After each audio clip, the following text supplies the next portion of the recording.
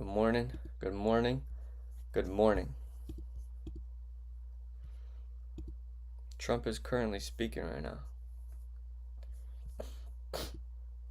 Cooperation we've been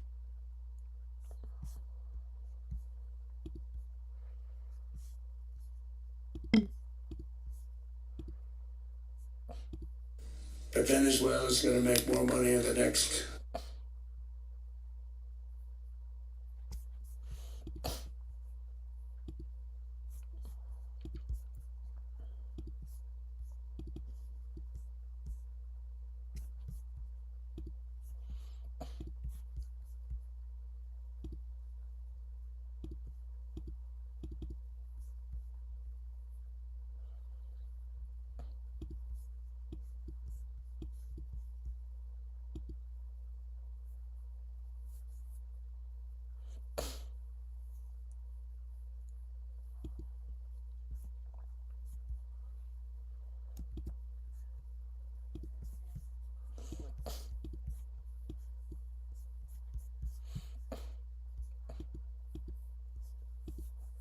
And approval of many new nuclear reactors. We're going heavy into nuclear. I was not a big fan because I didn't like the risk, the danger, but they have the progress they've made with nuclear Nuclear's a good is one to watch. unbelievable, and the safety progress they've made is incredible. Nuclear's definitely a big theme. Much into the world of nuclear energy, and we can have it now at good prices and very, very safe.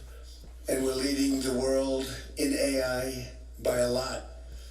We're leading China by a lot. I think President Xi respects what we've done, in part because I've allowed these big companies building these massive buildings to build their own electric capacity. They're building their own power plants, which when added up is more than any country anywhere in the world is doing. I read recently an article in the Wall Street Journal that China's creating so much energy, and they are going to hand it to them, but we're creating as much or more, and we're letting them do that. I'm very proud of it. It was my idea.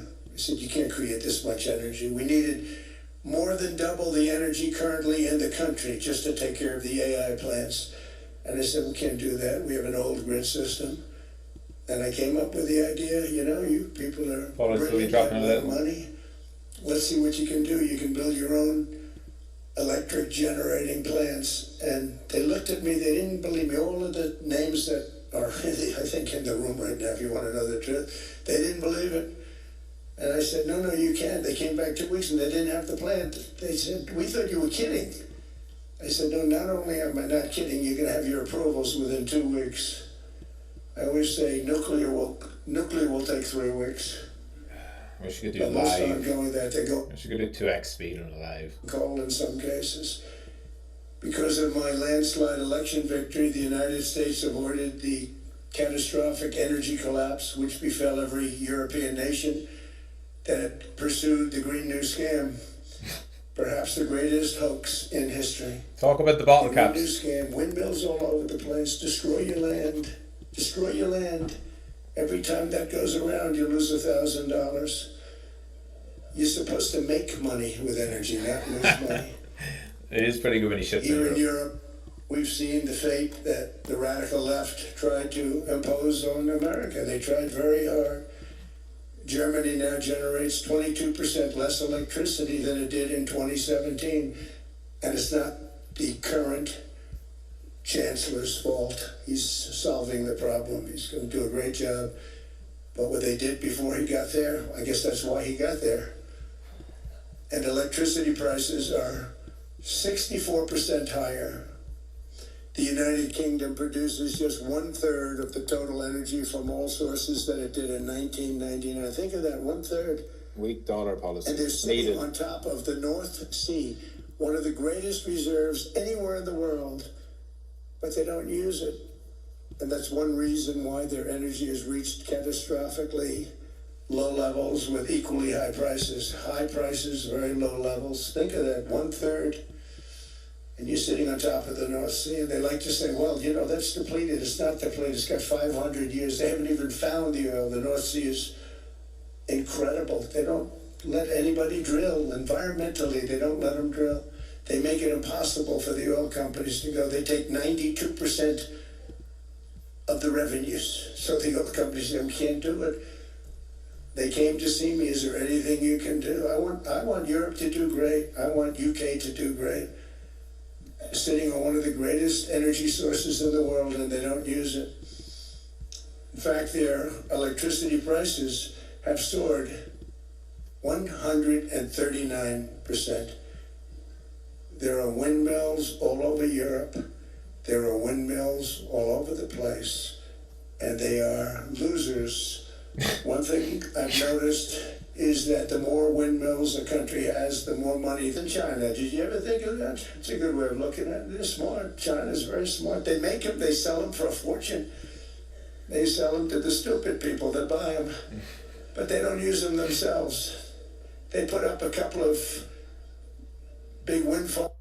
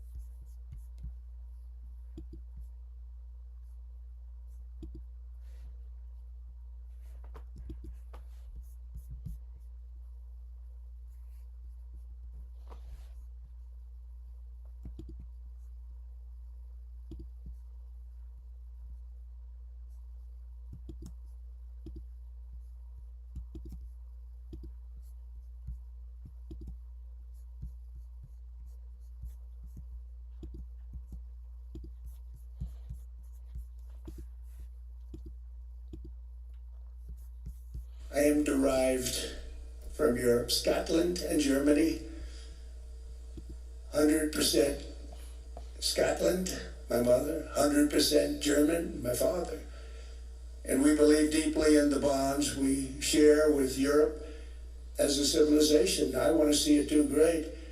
That's why issues like energy, trade, immigration, and economic growth must be central concerns to anyone who wants to see a strong and united West, because Europe and those countries have to do their thing. They have to get out of the culture that they've created over the last 10 years. It's horrible what they're doing to themselves. They're destroying themselves. It's beautiful, beautiful places.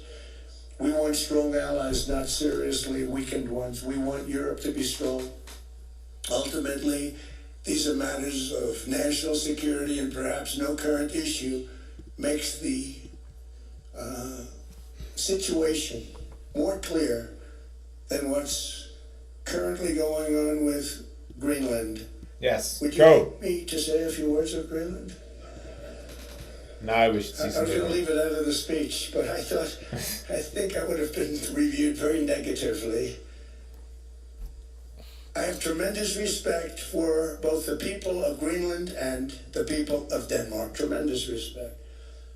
But every NATO ally has an obligation to be able to defend their own territory. And the fact is, no nation or group of nations is in any position to be able to secure Greenland other than the United States. We're a great power, much greater than people even understand. I think they found that out 2 weeks ago in Venezuela.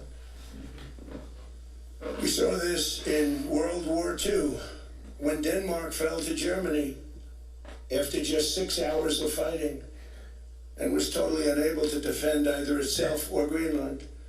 So the United States was then compelled, we did it, we felt an obligation to do it, to send our own forces to hold the Greenland territory. And hold it we did, at great cost and expense. They didn't have a chance of getting on it, and they tried. Denmark knows that. We literally set up bases on Greenland for Denmark. We fought for Denmark. We weren't fighting for anyone else. We were fighting to save it for Denmark. Big, beautiful piece of ice. It's hard to call it land. It's a big piece of ice. But we saved Greenland and successfully prevented our enemies from gaining a foothold in our hemisphere. So we did it for ourselves also. And then after the war, which we won it big. Without us, right now you'd all be speaking German and a little Japanese, perhaps. After the war, we gave Greenland back to Denmark. How stupid were we to do that? But we did it. But we gave it back. But how ungrateful are they now? So now our country and the world face much greater risks than it did ever before because of missiles, because of nuclear, because of weapons of warfare that I can't even talk about. 2 weeks ago, they saw weapons that nobody ever heard of. They weren't able to fire one shot at us. They said, what happened? Everything was discombobulated. They said, we've got them in our sights. Press the trigger, and nothing happened. No anti-aircraft missiles went up. There was one that went up about 30 feet and crashed down right next to the people that sent it. They said, what the hell is going on? Those defensive systems were made by Russia and by China. So they're going to go back to the drawing boards, I guess. Greenland is a vast, almost entirely uninhabited and undeveloped territory that's sitting undefended in a key strategic location between the United States, Russia, and China. That's exactly where it is, right smack in the middle. Wasn't important nearly when we gave it back. You know, when we gave it back, it wasn't the same as it is now. It's not important for any other reason, you know, everyone talks about the minerals. There's so many places. There's no rare earth. No such thing as rare earth. True. There's rare processing. But there's so much rare earth. Trump's been reading. And just to get to this rare earth, you got to go through hundreds of feet of ice. That's not the reason we need it. We need it for strategic national security and international security. This enormous unsecured island is actually part of North America, on the northern frontier of the Western Hemisphere. That's our territory. It is therefore a core national security interest of the United States of America. And in fact, it's been our policy for hundreds of years to prevent outside threats from entering our hemisphere, and we've done it very successfully. We've never been stronger than we are now. That's why American presidents have sought to purchase Greenland for nearly 2 centuries. You know, for 2 centuries they've been trying to do it. They should have kept it after World War II. They had a different president. That's all right. People think differently.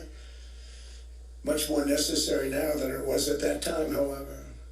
In 2019, Denmark said that they would spend over $200 million to strengthen Greenland's defenses.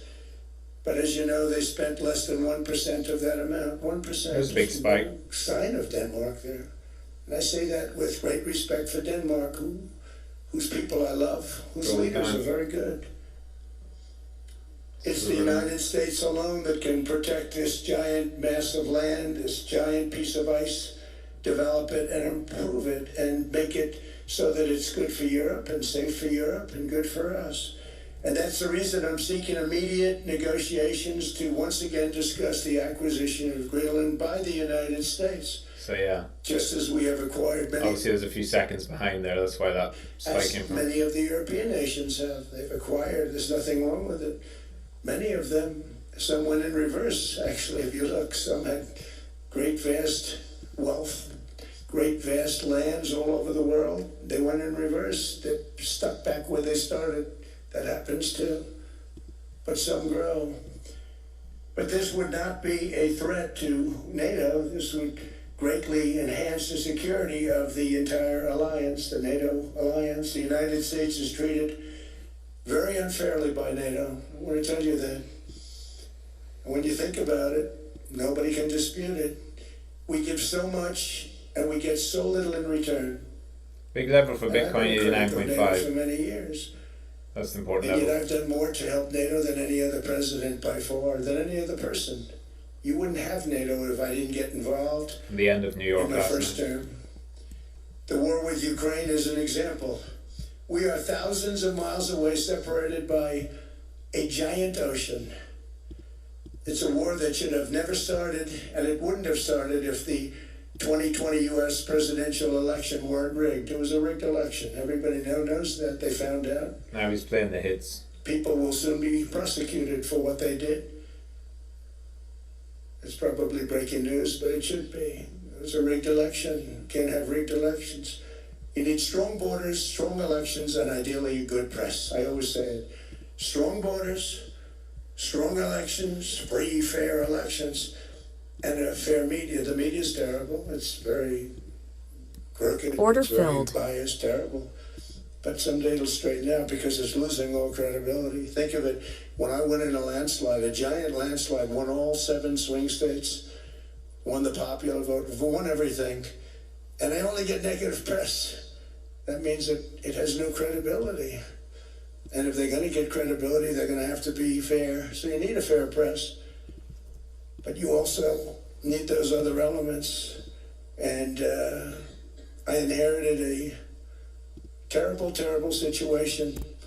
If you look, the border was open.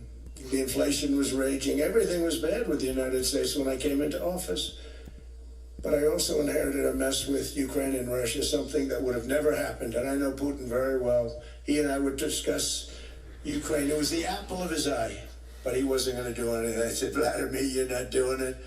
He would never have done it. It was terrible what happened. I could see it happening, too. After I left, I could see it happening. Biden had given Ukraine and NATO $350 billion, a staggering sum, $350 billion.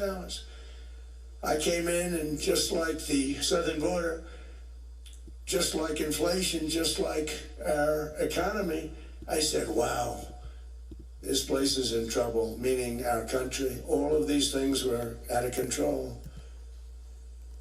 But the border was out of control. We fixed it with the strongest border anywhere in the world. And I've now been working on this war for 1 year, during which time I settled 8 other wars. India, Pakistan, I settled other wars that were Vladimir Putin called me, Armenian, Azerbaijan. He said, I can't believe you settled that one. They were going on for 35 years. I settled it in 1 day. And President Putin called me. He said, you know, I can't believe I've worked on that war for 10 years trying to settle it. I couldn't do it. I said, do me a favor, focus on settling your war. Don't worry about that one.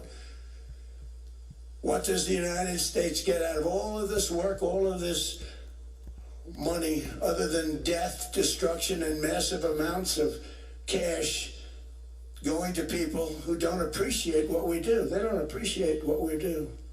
Talking about NATO, I'm talking about Europe.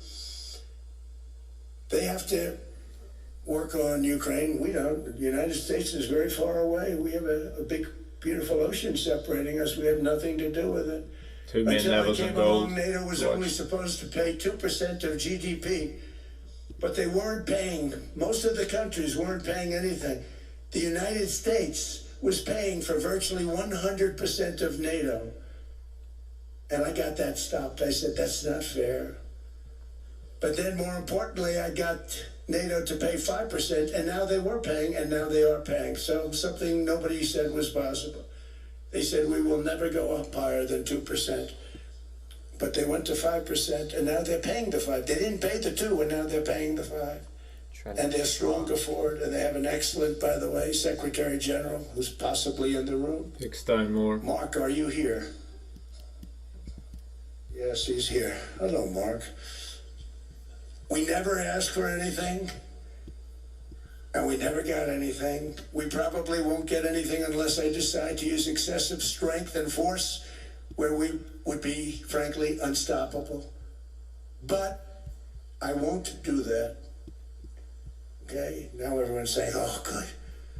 That's probably the biggest statement I made, because people thought I would use force. I don't have to use force. I don't want to use force. I won't use force. All the United States is asking for is a place called Greenland, where we already had it as a trustee, but respectfully returned it back to Denmark not long ago after we defeated the Germans, the Japanese, the Italians, and others in World War II. We gave it back to them. We were a powerful force then, but we are a much more powerful force now. Bitcoin after I rebuilt the 29.5. military in my first term and continue to do so today. We have a budget of $1.5 trillion. We're bringing back battleships. The battleship is 100 times more powerful than the great battleships you saw in World War II, those great, big, gorgeous ships, the Missouri, the Iowa, the Alabama. Because they thought maybe we could take them out of mothballs. They said, no, sir, these ships are 100, think of that, 100 times more powerful than those big, magnificent pieces of art that you saw so many times ago, that you still see on television. You say, wow, what a force. 100 times, each ship 100 times more powerful than the big battleships of the past. So that was the end of the mothball story. So what we have gotten out of NATO is nothing except to protect Europe from the Soviet Union and now Russia. I mean, we've helped them for so many years. We've never gotten anything, except we pay for NATO. And we paid for many years until I came along. We paid for, in my opinion, 100% of NATO because they weren't paying their bills. And all we're asking for is to get Greenland, including right title and ownership, because you need the ownership to defend it. You can't defend it on a lease. Number one, legally it's not defensible that way, totally. And number two, psychologically, who the hell wants to defend a license agreement or a lease, which is a large piece of ice in the middle of the ocean where if there is a war, much of the action will take place on that piece of ice. Think of it. Those missiles would be flying right over the center of that piece of ice.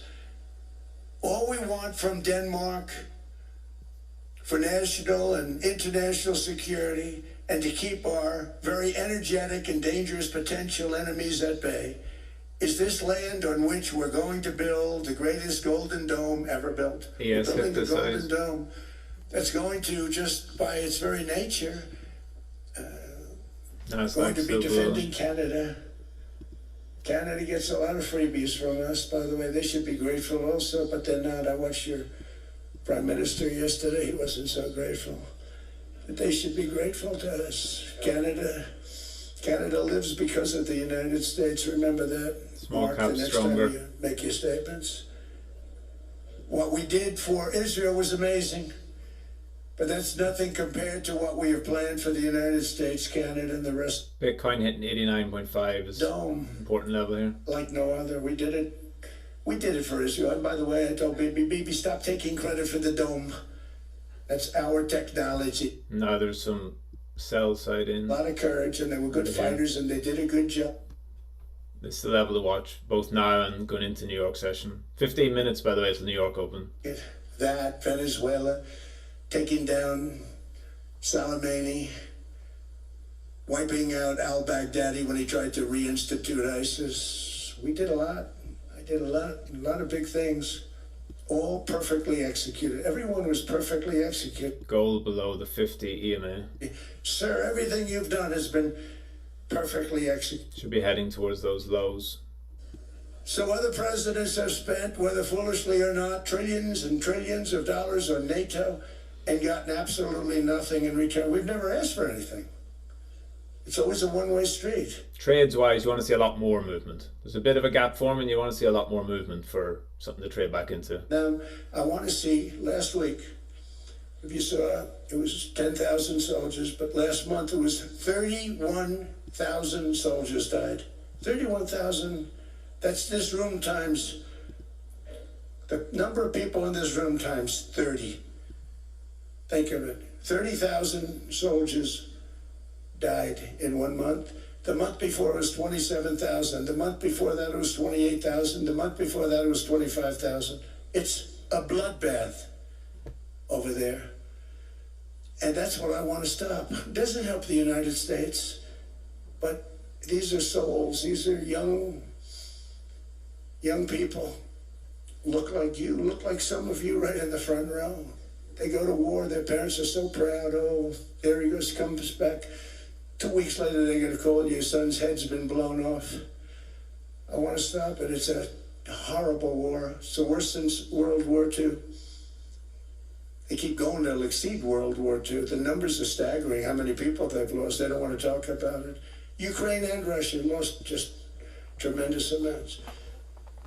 And I'm dealing with President Putin, and he wants to make a deal, I believe. I'm dealing with President Zelensky, and I think he wants to make a deal. I'm meeting him today. He might be in the audience right now. But they got to get that war stopped because too many people are dying, needlessly dying. Too many souls are being lost. It's the only reason I'm interested in doing it. But in doing it, I'm helping Europe, I'm helping NATO, and I've until the last few days when I told them about Iceland, they loved me. Said They Iceland. called me daddy, right, last time. Very smart man said, he's our daddy. Slipped up. He's running it. I was like running it. I went from running it to being a terrible human being. But now what I'm asking for is a piece of ice, cold and poorly located, that can play a vital role in world peace and world protection. It's a very small ask compared to what we have given them for many, many decades. But the problem with NATO is that we'll be there for them 100%. But I'm not sure that they'd be there for us. If we gave them the call, gentlemen, we are being attacked. We're under attack by such and such a nation. I know them all very well. I'm not sure that they'd be there. I know we'd be there for them. I don't know that they'd be there for us. So with all of the money we expend, with all of the blood, sweat, and tears, I don't know that they'd be there for us. They're not there for us on Iceland, that I can tell you. I mean, our stock market took the first dip yesterday because of Iceland. Iceland So again. Iceland's already cost us a lot of money. Iceland again. But that dip is peanuts compared to what it's gone up. And we have an unbelievable future in that stock. That stock market is going to be doubled. Stock. We're going to hit 50,000 and that stock market's going to double in a relatively short period of time because of everything that's happening. But this is a good example. After giving NATO and European nations trillions and trillions of dollars in defense, they buy our weapons. We make the greatest weapons in the world, but now we're going to make them faster, much faster. You saw that. I put a cap on the salaries. Then I put no buybacks, no stock buybacks, no various other things that they were doing. I mean, they were making $50 million, but it would take them 3 years to give you a Patriot missile. I said, that's not good. My chauffeur can do a better job than that, and he makes slightly less than 50. They make big salaries. If they're going to make those big salaries, they're going to have to produce a lot faster. The good news is we have the greatest equipment in the world. Now we're going to start making it a lot faster. They're going to build additional plants. And all of the money that goes into stock buybacks is going to go into building plants. We're not allowing stock buybacks by defense companies any longer. They're going to build new plants to make Tomahawks, Patriots. We have the best equipment. F-35s. F-47, the new one just coming out. They say it's the most devastating plane, fighter jet ever. Who knows? They called it 47. If I don't like it, I'm going to take the 47 off it. I wonder why they called it 47, what to think about that. But if I don't like it, I'm going to take that 47 off. Okay, But it's supposed to be the Stage 6. It's supposed to be the first Stage 6 plane, undetectable, like our B-2 bombers were undetectable. They flew right over Iran. They were undetectable. And they did their job and they got the hell out of there. So we want a piece of ice for world protection, and they won't give it. We've never asked for anything else, and we could have kept that piece of land, and we didn't. So they have a choice. You can say yes, and we will be very appreciative, or you can say no, and we will remember. A strong and secure America means a strong NATO, and that's one reason why I'm working every day to ensure our military is very powerful, our borders are very strong, and above all, our economy is strong because national security requires economic security and economic prosperity, and we have the greatest that we've ever had. Biden and his allies destroyed our economy. and gave us perhaps the worst inflation in American history. They say 48 years, I say forever, but I think 48 years is the equivalent to forever. Whether it's 48 years or ever, it's terrible.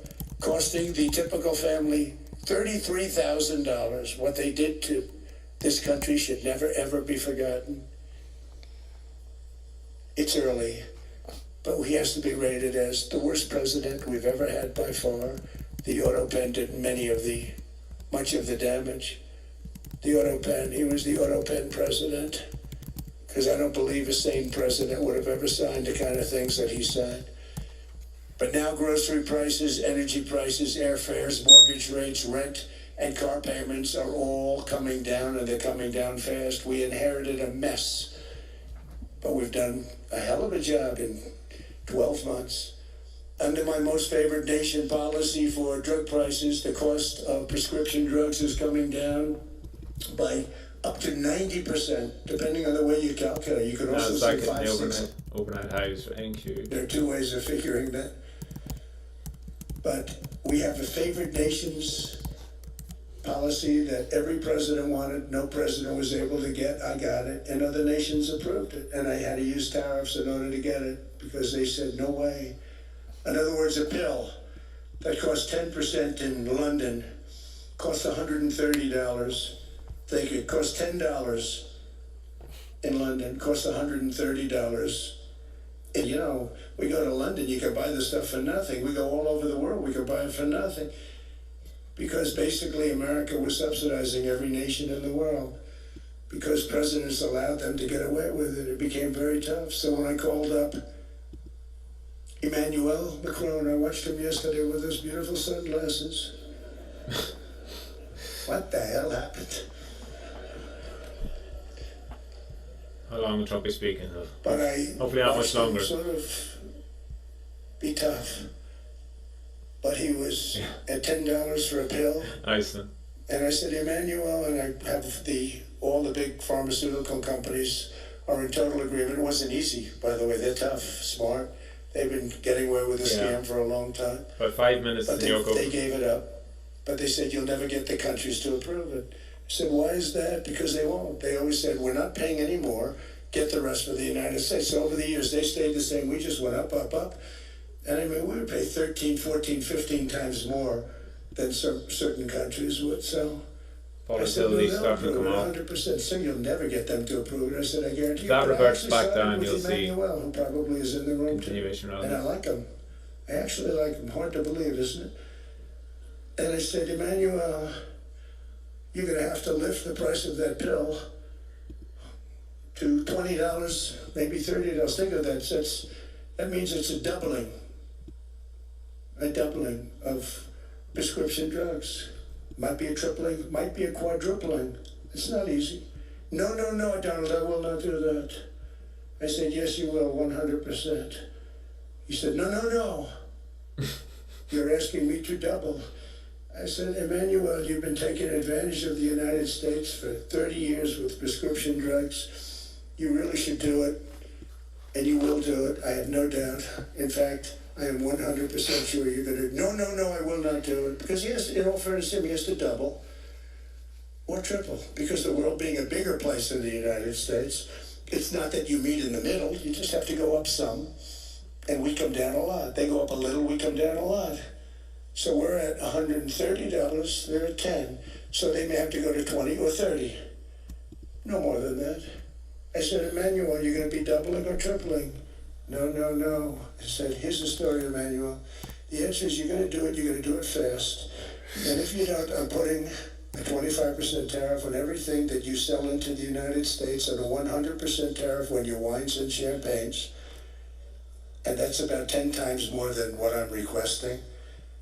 And you're going to do it. I don't want to go public with it, but you may make me do that. No, Donald, I will do it. I will do it. It took me, on average, 3 minutes a country, saying the same thing. You will do it. They all said, no, I will not do it. You're asking me to double the cost of prescription. I said, that's right, because you've been screwing us for 30 years. And they said, we will not do it. I said, that's all right.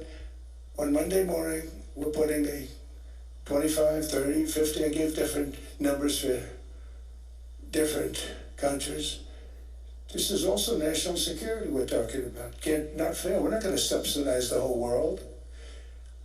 And every one of those countries have agreed to do it. So one of the biggest things that I've done is the fact that we have now most favored nation. We will pay whatever the lowest price is in the entire world. So our drug prices are going to be coming down by staggering 90%. Again, you could say 1,000%, 2,000%. Depends on the way you want to figure it, but we'll go with the way the fake news likes it better because it sounds, can you imagine a 90% reduction sounds much worse.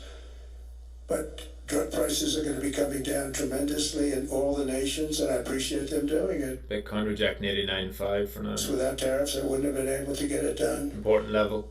After declining $3,000 under Biden, real incomes are up in the United States by $2,000, $3,000, and even $5,000 and more. Home ownership has always been a symbol of health and vigor of American society, but that goal fell out of reach for millions 2 minutes. of people in the Biden era because interest rates went up so high. Today I'm taking action to bring back this bedrock of the American dream. In recent years, Wall Street giants and institutional investment firms, many of you are here, many of you are good friends of mine, many of you are supporters. Sorry to do this to you, I'm so sorry. But you've driven up housing prices by purchasing hundreds of thousands of single-family homes, and it's been a great investment for them. Often as much as 10% of houses on the market. You know, the crazy thing is a person can't get depreciation on a house, but when a corporation buys it, they get depreciation. Okay, that's something we're going to have to think about too. I don't know if too many people think about that. You buy a corporation, they buy 500 houses, they buy hundreds of thousands, they buy 500 houses, they can take depreciation. A person sweats and works and buys one house, they can't. But homes are built for people, not for corporations, and America will not become a nation of renters. We're not going to do that. That's why I have signed an executive order banning large institutional investors from buying single-family homes. It's just not fair to the public. They're not able to buy a house. And I'm calling on Congress to pass that ban into permanent law, and I think they will. One of the biggest barriers to saving for a down payment has been surging credit card debt. The profit margin for credit card companies now exceeds 50%, one of the biggest. And they charge America's interest rates of 28%, 30%, 31%, 32%. Whatever happened to usury? So to help our citizens recover from the Biden disaster, all caused by this horrible, just horrible. Moving in Bitcoin. I'm asking Congress to cap credit card interest rates at 10% for 1 year. And this will help millions of Americans save for a home. They have no idea they're paying 28%. They go out there a little late in their payment and they end up losing their house. It's terrible. To unleash innovation and savings and financing, I'm also working to ensure America remains the crypto capital of the world. That's why. And to that end, last year I signed a landmark Genius Act into law, and now Congress is working very hard on crypto market structure legislation, Bitcoin, all of them, which I hope to sign very soon, unlocking new pathways for Americans to reach financial freedom. And I did it for two reasons. Number one, I thought it was politically good, and it was. I got tremendous political support. But more importantly, China wanted that market too. It's just like they want the AI. And we've got that market, I think, pretty well locked up. If I didn't do it, Biden was totally against it until before the election when they realized that, there were millions of people voting against him over crypto. And all of a sudden they loved it very much, but it was too late. They blew it. But it is politically popular, but it's much more importantly, we have to make it so that China doesn't get the hold of it. And once they have that hold, we're not going to be able to get it back. So I'm honored to have done it. Finally, I've instructed government-backed institutions to purchase up to $200 billion in mortgage bonds to bring down interest rates. and I'll be announcing a new Fed chairman in the not too distant future. I think he'll do a very good job. So they gave away some of it. He did give that away. So we have something, got something, but somebody that's very respected. They're all respected. They're all great. Everyone that I interviewed is great. Everyone could do, I think, a fantastic Stocks pulling back off the open. Crypto pumped into it. job. Thank you. But when he mentioned it, Everything I want to hear, and then he really mentioned it more from, it was good politically. all of a sudden, let's raise rates a little bit. I call them, sir, we'd rather not talk about this. It's amazing how people Seems like a token gesture. do the job, but it's too bad. Sort of just Should be able to take out this morning's high though. they think is right. We have a terrible chairman right now. Jerome, too late Powell. He's always too late. Now he's on And Powell. he's very late with interest rates, except before the election, he was just fine for the other side. So great, and we hope he does the right job. Last week, the average 30-year mortgage rate dropped below 6% for the first time in many years. Another major factor in driving up housing costs was the mass invasion of our borders. And I have to say one thing about housing, because nobody ever says this. I am very protective of people that already own a house, of which we have millions and millions and millions. And because we have had such a good run, the house values have gone up tremendously. And these people have become wealthy. They weren't wealthy, they become wealthy because of their house. And VIX coming back up a every bit. time you make it more and more and more affordable for somebody to buy a house cheaply, you're actually hurting the value of those houses, obviously, because the one thing works in tandem with the other. And I don't want to do anything that's going to hurt the value of people that own a house who, for the first time in their lives, are walking around the streets of whatever city they're in, very proud that their house is worth $500,000, $600,000, $700,000. Saying contradictory Now, if things. I want to really crush the housing market, I could do that so fast that people could buy houses, but you would destroy a lot of people that already have houses. In some cases, they've mortgaged He's going to make housing affordable but not bring house prices down. low, and all of a sudden the mortgage without any changes becomes very high, and they end up losing the house. I'm not going to hurt, and I speak with Scott, who's doing a fantastic job, and Howard, who's doing a fantastic job, and all of my people. And I always say, look, I can crush the hell out of the market. We can drop interest rates to a level, and that's one thing we do want to do. That's natural. That's good for everybody. The dropping of the interest rates, we should be paying a much lower interest rate than we are. We should be paying the lowest interest rate of any country in the world, because without the United States, you don't have a country. I mean, I had a case with Switzerland. We happened to be in Switzerland. Maybe I'll give you a quick story. Oh, But they were paying nothing. They make beautiful watches, great watches, Rolex, all of them. They were paying nothing to the United States when they sent their product in. And we had a $41 billion deficit. $41 billion with this beautiful place. Flew over it, isn't it nice? So I said, let's put a 30% tariff on them so that we get back some of it, not all of it at all. We still have a deficit, big deficit. We have 41 million. That's a big deficit. And I said, let's put a tariff on. Different tariffs, different places. You're all party to them. In some cases, victims to them. But in the end, it's a fair thing. And most of you realize that. But we put a 30% tariff on Switzerland. And all hell broke loose. They were calling, like you wouldn't believe. And I know so many people from Switzerland, incredible place, incredible, brilliant place. But I then realized that they're only good because of us. And there's so many other examples. Us and probably other places, but a majority of the money they make is because of us, because we never charged them anything.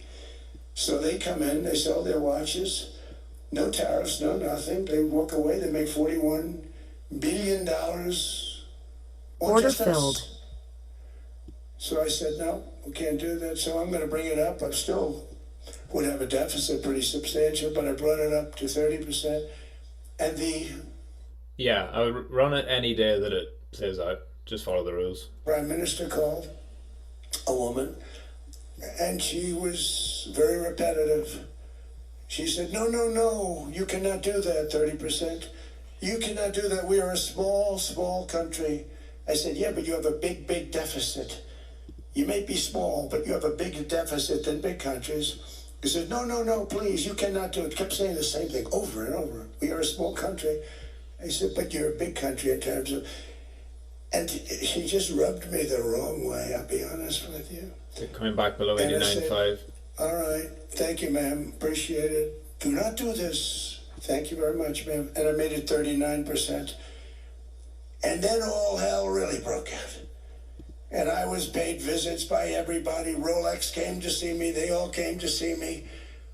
But I realized, and I reduced it, because I don't want to hurt people. I don't want to hurt them. And we brought it down to a, lower level. Doesn't mean it's not going up. But we brought it down to a lower level. But they pay now, tariff. But I realized that we have many places like that where they're making a fortune because of the United States. Without the United States, they wouldn't be making anything. Think of it. Switzerland made $41 billion on us. And as she said, it's a small place. And I realized with that, I don't know, it was so, because she was so aggressive. And I realized in that conversation that the United States is keeping the whole world afloat. Many places, I could give you 6, 7 places just in the people in this little area. I know every one of them. They're sort of, they're looking down. They don't want to see me and they don't want to stare me in the eyes. But they're taking advantage of, everybody took advantage of the United States. But I've been very fair, and I gave them a tariff, and it was fine. But I realized that without us, it's not Switzerland anymore. Without us, it's not any of the countries that are represented here.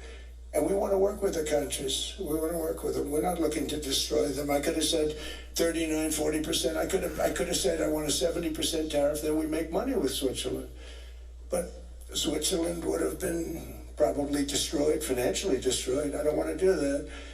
But we should be paying the lowest interest rate of everybody. I hope Scott's listening to this, because we should be paying the lowest interest rate of everybody. Without us, most of the countries don't even work. And then you have the protection factor. Without our military, which is the greatest in the world by far, without our military, you have threats that you wouldn't believe. You wouldn't believe. You don't have threats because of us, and that's because of NATO. One other thing, and I have to say it so importantly. One other thing. In the old days, and I used to say I'm the youngest in the room. Now I'm among the older. I hate to say it. I don't feel old, but I'm among the older. But I remember not long ago, 20, 25 years ago, when good news came out about, let's say, the United States. The United States had a great quarter. The United States had a great month. All the stocks went up. That's the way it's supposed to be. Now when they say the United States had a record quarter, it's unbelievable how well it's doing.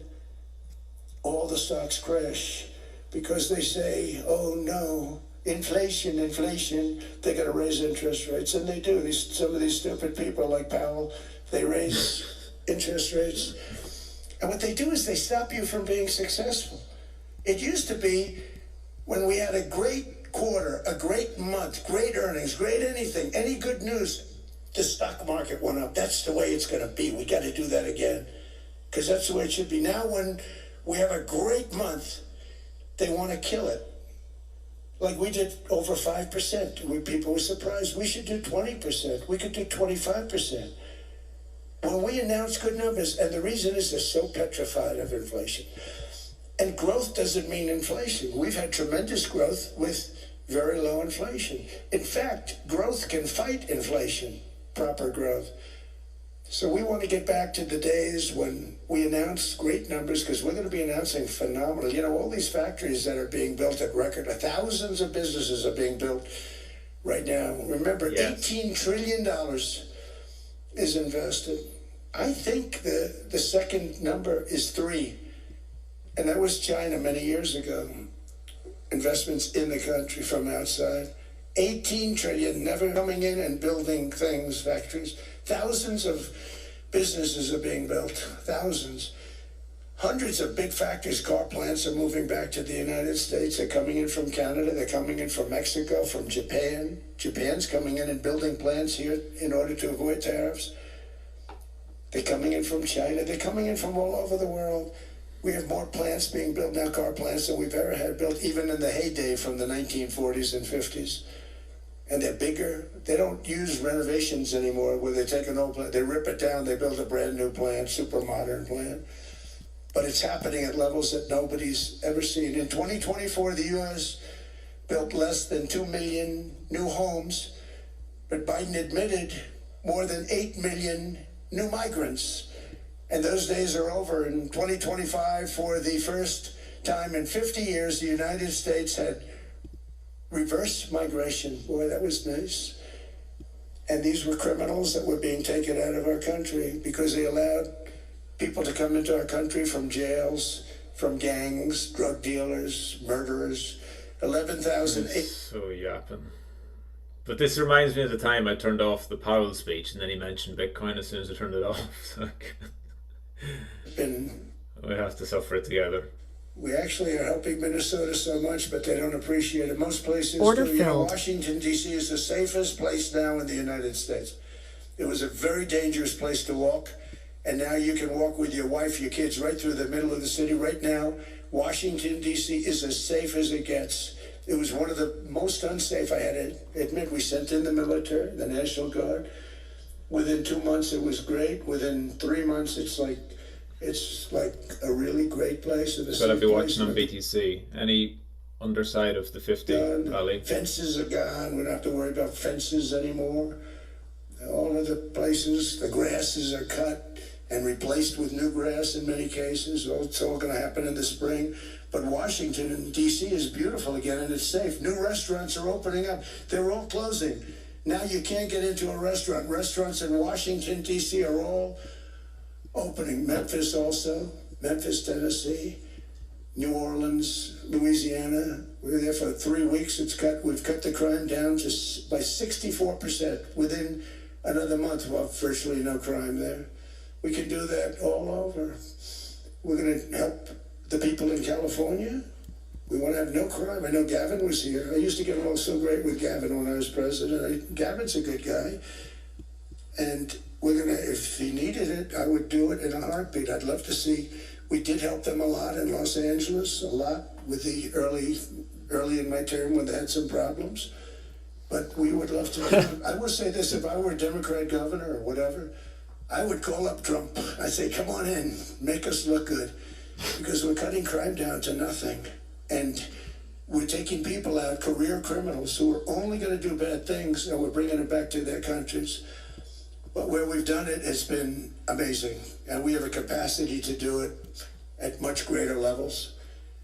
We're cutting illegal aliens off welfare and other government benefits, and I have directed that starting immediately, there will be no more payments to sanctuary cities because they are really just sanctuaries for criminals. They're really protecting criminals, and those are the ones we have to get out of the country, murderers. This is the same as his speech yesterday now. The mentally insane. They emptied their mental institutions into the United States. And despite that, we have the lowest crime numbers that we've ever had in the history of the country. Just came out. But equally importantly, we're cracking down on more than $19 billion in fraud that was stolen by Somalian bandits. Can you believe that Somalia, they turned out to be higher IQ than we thought? I always say these are low IQ people. How did they go into Minnesota and steal all that money? And we have, they're pirates. They're good pirates. We shoot them out of the water just like we shoot the drug boats out. They're not pirating too many boats lately, do you notice? When they go out into those boats, they want to take over a finally cracked a good line. $half tanker loaded up with oil. And they say, we're going to blow up your boat. They have powerful weapons. You hit the side of the boat, you blow the whole thing up. The insurance companies are petrified. So they say, just give them the boat. We'll give them money. It was worth it just for that. And I don't do that. We blow them right the hell out of the water. We see them going out, we blow them out of the water. We don't have any pirates so much anymore. If we do, they won't be there long.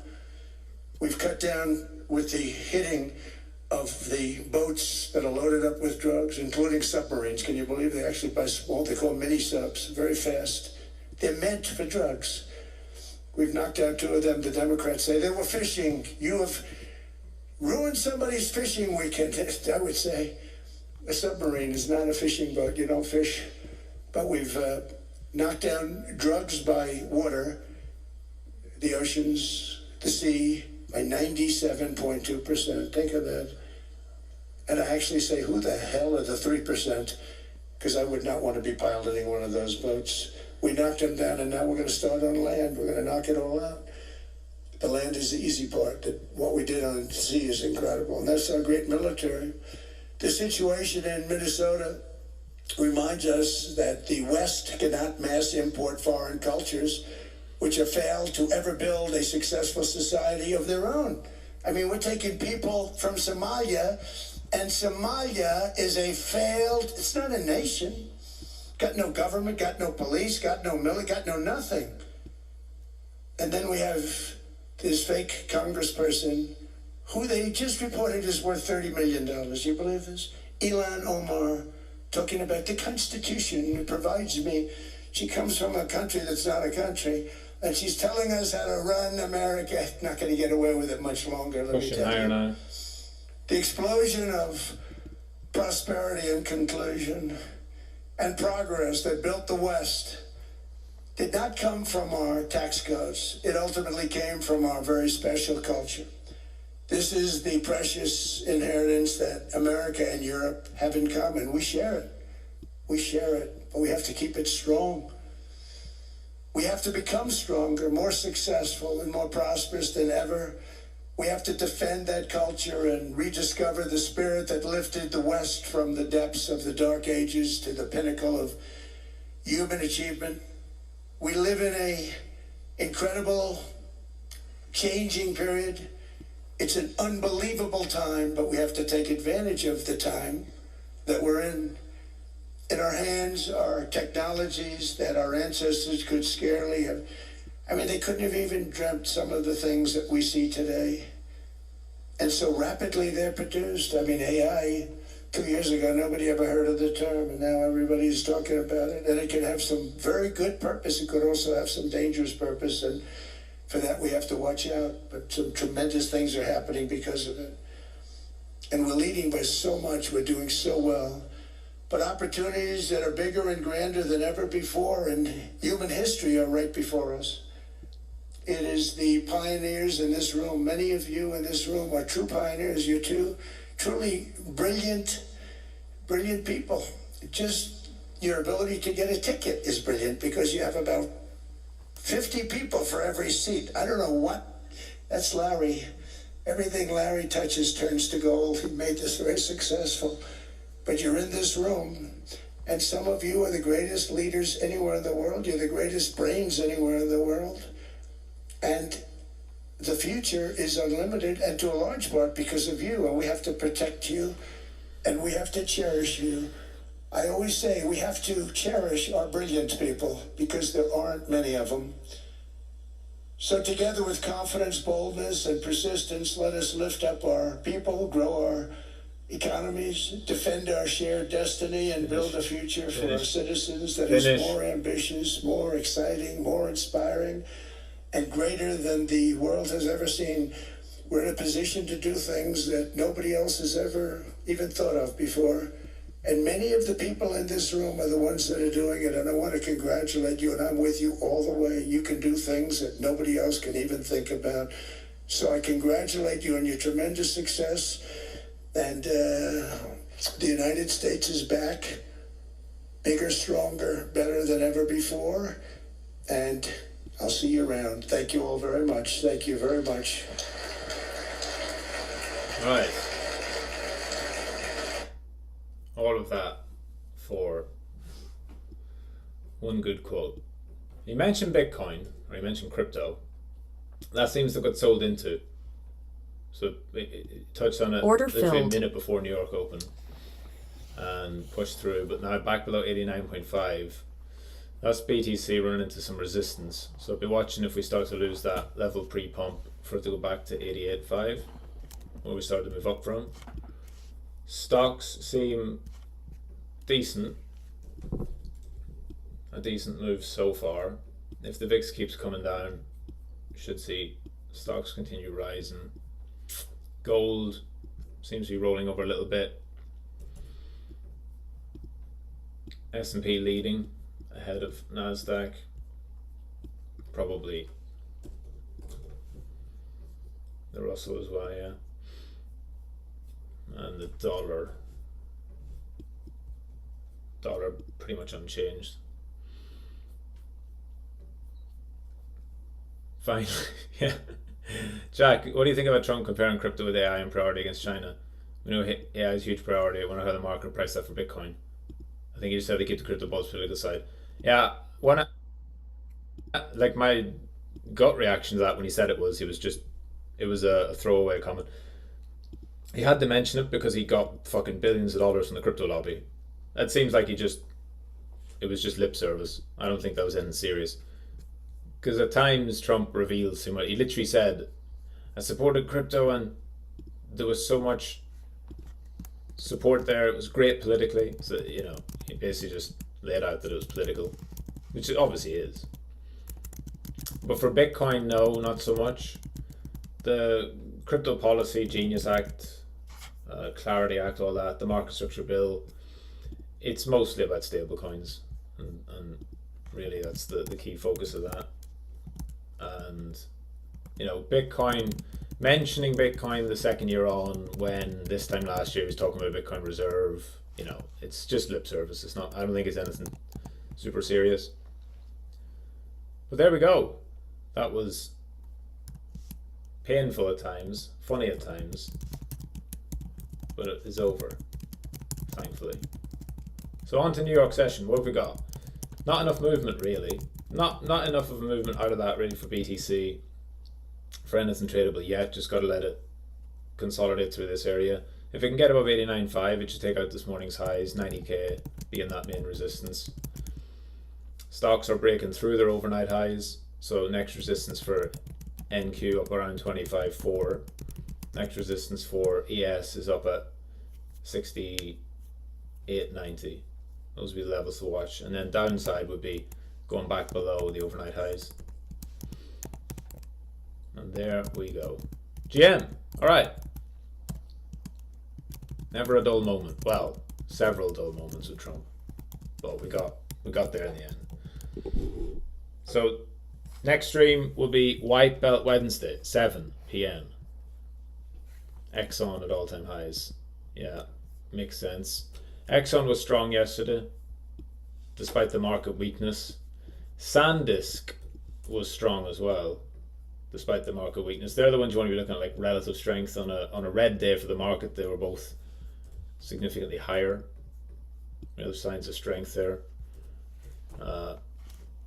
Chevron held up well, but looking overall at that. GM, White Belt 7 p.m. tomorrow. Alt Edge. See you all then. GM.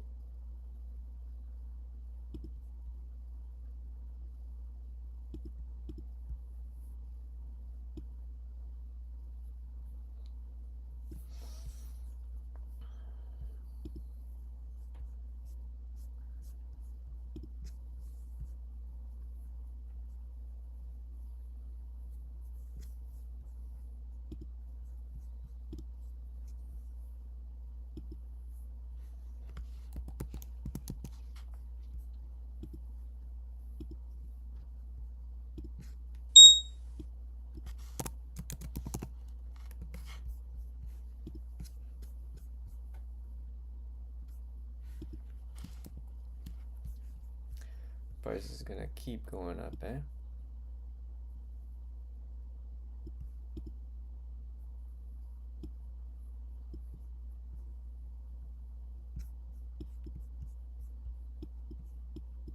Definitely could have held a runner, but it's okay.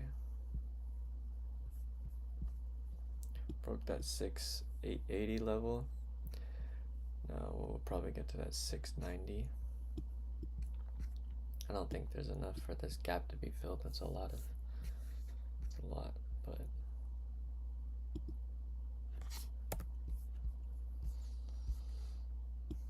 I think it hit that level. We could have held it, but it's what it is. Price can continue. This is the trend. It will break trend here. Overall, I'm pretty happy with trade performance today. Exited that second contract a little early, but I say it was a little bit risky adding in, because there's a couple things that could have happened with adding in. One, I added in because it was risk-free, right? So worst case scenario, it would have been just profit for $200, risk-free. But if we got stopped out for $200 and I saw price go up, there would have been a lot of FOMO. So it's not, adding in isn't back tested. I only got extra like 500 out of adding in.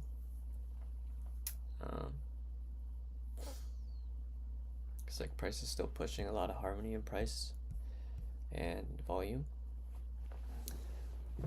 But that's okay. Curious to see how much more it will go up.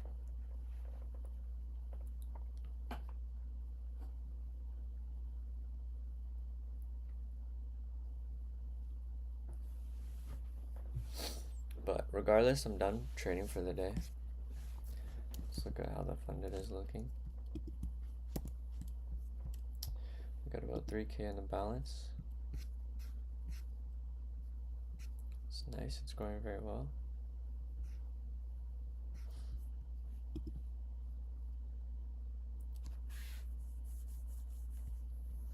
So we're just gonna continue to trade this. We basically passed the combine.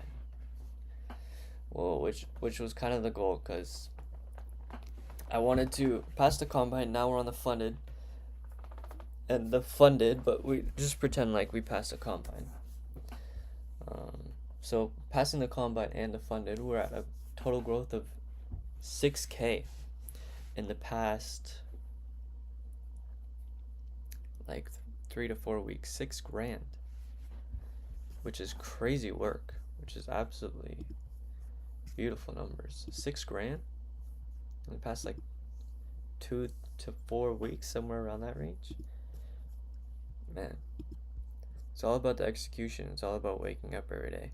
But we finished our trading day before 10 a.m., which is beautiful. I have work to do, have more work to do, so I'm just going to get right into that and then eat, get prepared to go to the gym, and get ready for work. So, super stoked about that. It's an awesome trading day.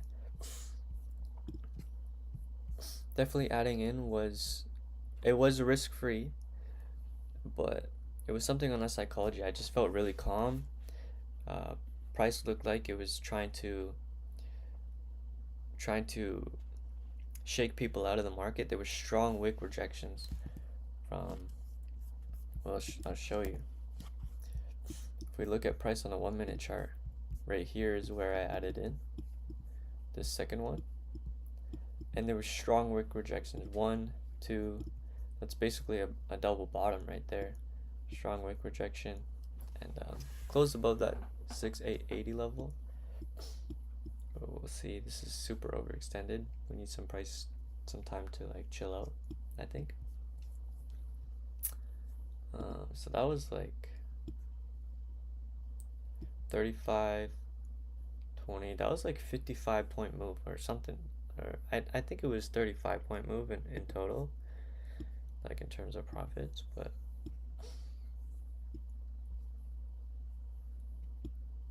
honestly not too bad.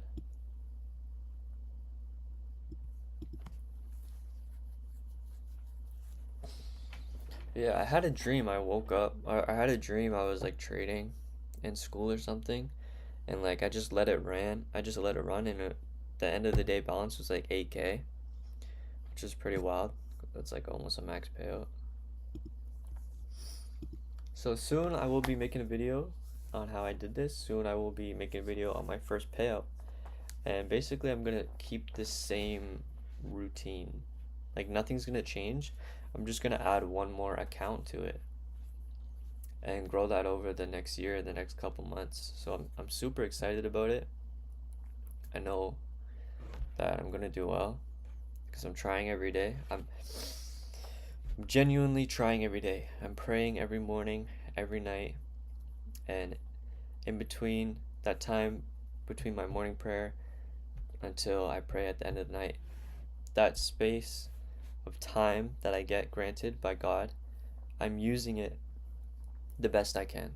I'm doing everything that I know I need to be doing. I've cut off all the bad habits and I've replaced them with good ones.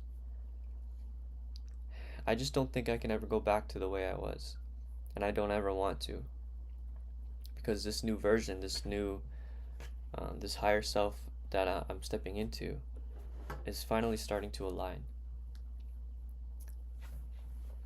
So I'm pretty grateful. I'm very grateful. The past week has been pretty tough though. Like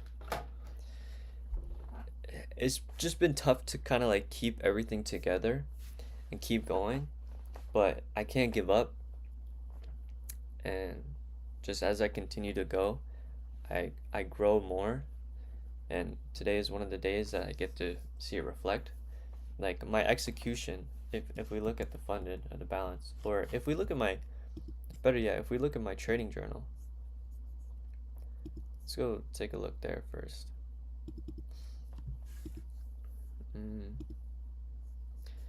Okay, if we look at my trading journal here, it clearly reflects the amount of discipline and commitment that I have to this. So if we just so week one is when week one, some good trades, some losses, some good trades. Week two, we passed the combine, we got funded, and then we've been trading it ever since. Minus 250, we had some drawdown, had some break evens, a win, a full TP winner, then again a loss, break even, ended it for the day, next day 2K gain.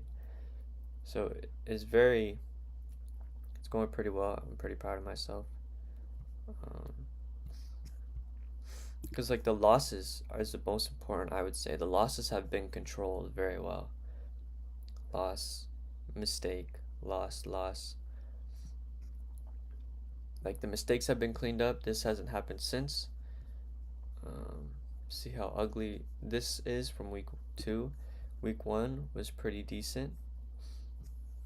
You can just see in the journal how it's been cleaned up our mistakes. So yep, that's pretty much it. Let's summarize the day. Finished trading.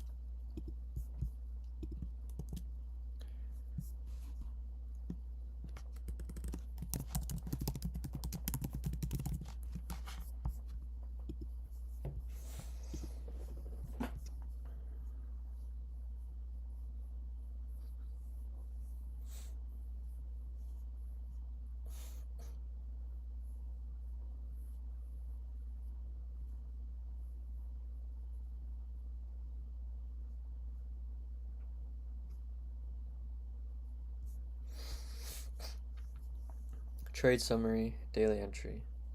Entry contact, market contact, pre-market regime strong above key level, bullish bias into open, ESM broad market up, stocks positive, supports environment, setup, identified retracement, harmony and key range bottom at entry zone, harmonic price structure suggests potential continuation move, entry and execution, entered long at the bottom of the range, risk-free trade with stop move to break even, added one contract at 9:30, after confirming rejection and structure, took profit at 687 near resistance area, decision logic, entry aligned with rules, harmonic retracement, structure support, risk management, appropriately break even move plus take profits, recognized higher time frame bullish context, captured profit, respecting resistance, avoided over trading, session closed by 10 a.m. for work-life balance.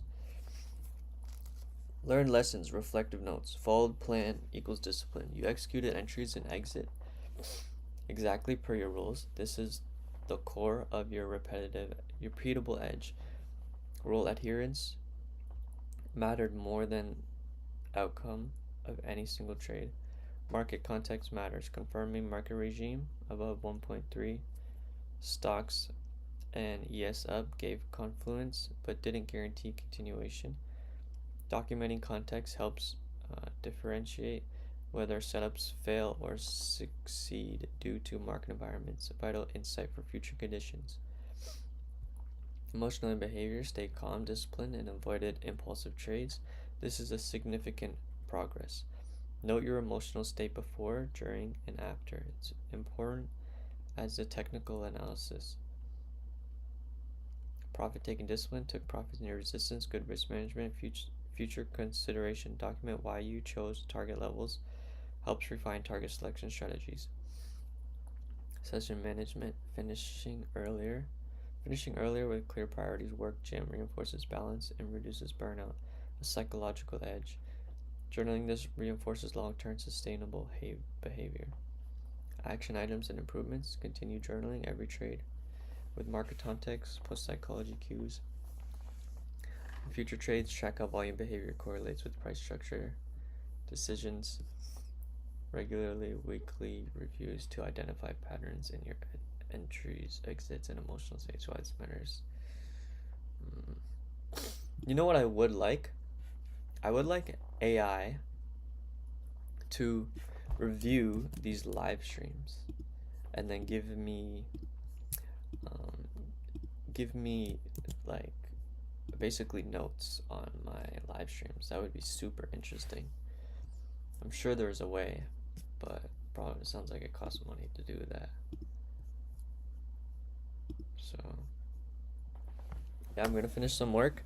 I'm gonna end the live stream for today. I'm basically finished trading for the day.